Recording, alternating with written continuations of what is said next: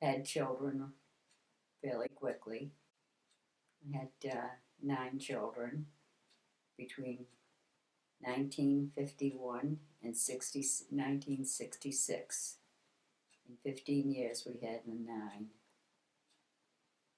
And they brought a lot of joy in our lives and made life very interesting. The different personalities, and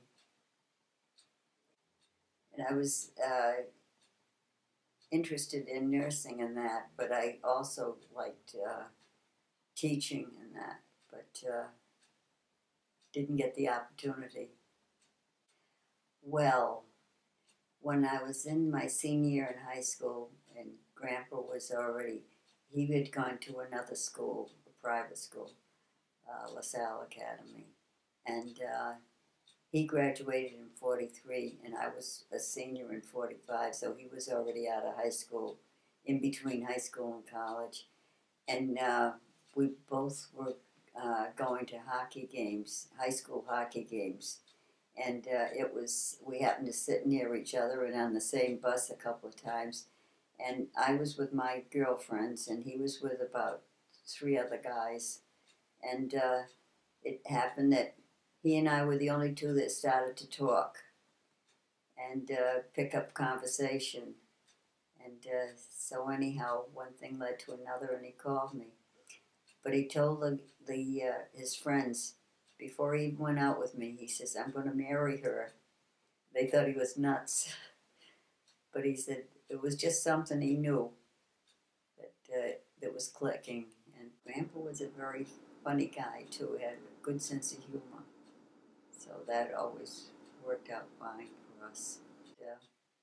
We went from there, and then he was in college at the time, so he did college 4 years and during 3 years. They went during summers because there was a flood of guys from the service that were starting to come in. So they were good for that. But we had a lot at Providence College. When he was at Providence College, we had a lot of activities there. We'd go and basketball games and hockey and what else did we do there? Oh, and then we still went to some of the high school games together. And then he started to teach. He graduated, and then he started teaching. And that was comfort because he enjoyed it.